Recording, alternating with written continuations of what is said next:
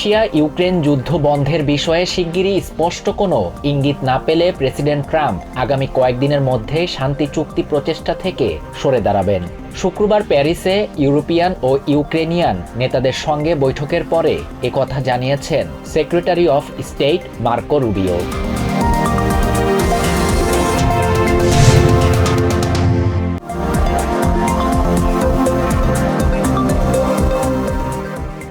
ইয়েমেনের একটি তেল বন্দরে আমেরিকার বিমান হামলায় অন্তত ৫৮ জন নিহত হয়েছেন, আহত হয়েছেন ১২৬ জন। হুতিদের জ্বালানি ও রাজস্বের উৎস বন্ধ করে দেওয়ার জন্যই এই বিমান হামলা চালানো হয়েছে বলে জানায় ইউএস সেন্ট্রাল কমান্ড।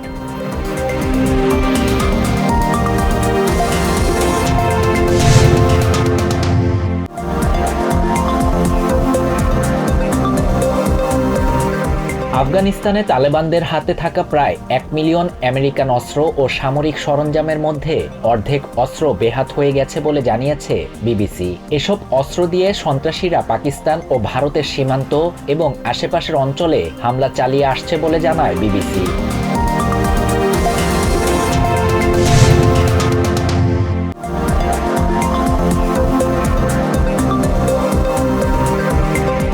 ভুলক্রমে এল সালভাদোরে পাঠানো মেরিল্যান্ডের বাসিন্দা কিলমার অ্যাব্রেগো গার্সিয়াকে দেশে ফেরানোর প্রক্রিয়া বন্ধে প্রশাসনের আবেদন প্রত্যাখ্যান করেছে আপিল আদালত। তবে জন্মসূত্রে নাগরিকত্ব আইন বাতিলে ট্রাম্পের নির্বাহী আদেশের শুনানি করতে রাজি হয়েছে সুপ্রিম কোর্ট।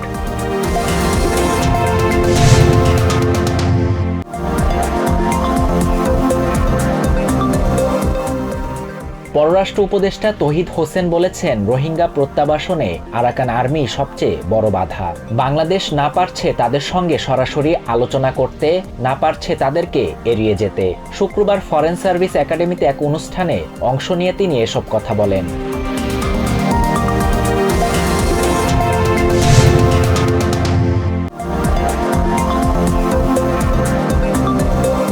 পশ্চিমবঙ্গে সংশোধিত ওয়াকফ আইন বিরোধী আন্দোলনে সহিংসতার ঘটনা নিয়ে বাংলাদেশের মন্তব্যে তীব্র প্রতিবাদ জানিয়েছে ভারত। নয়াদিল্লির বক্তব্য, ভারতের মুসলিমদের রক্ষা করতে বাংলাদেশের মন্তব্য অযৌক্তিক। শুক্রবার এক বিবৃতিতে কথা জানিয়েছেন ভারতের পররাষ্ট্র মন্ত্রণালয়ের মুখপাত্র রণধীর জয়সওয়াল।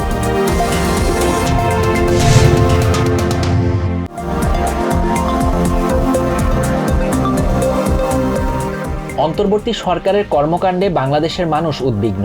বিএনপিকে পাশ কাটিয়ে নির্বাচন বিলম্বিত করা হচ্ছে যাতে বিএনপি জনগণের ভোটে ক্ষমতায় যেতে না পারে বলে মন্তব্য করেছেন দলের ভাইস চেয়ারম্যান শামসুজ্জামান দুদু। শুক্রবার জাতীয় প্রেস ক্লাবের সামনে যুব সমাবেশে এসব কথা বলেন তিনি।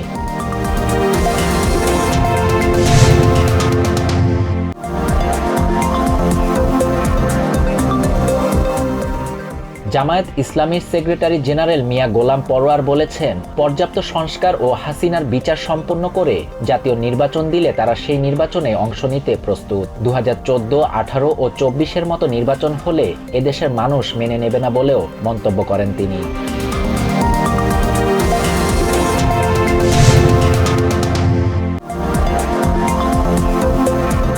ইটালির বিখ্যাত পর্যটন শহর নেপলসে কেবল কার দুর্ঘটনায় ৪ জন প্রাণ হারিয়েছেন। গুরুতর আহত অবস্থায় হাসপাতালে চিকিৎসাধীন রয়েছেন আরও একজন। নিহতদের মধ্যে রয়েছেন ওই কেবল কারটির চালক, ২ ব্রিটিশ দম্পতি এবং একজন ইসরায়েলি নারী। বৃহস্পতিবার মাউন্ট ফাইটোর চূড়ার কাছাকাছি গিয়ে কেবল কারটি ছিঁড়ে নিচে পড়ে যায়।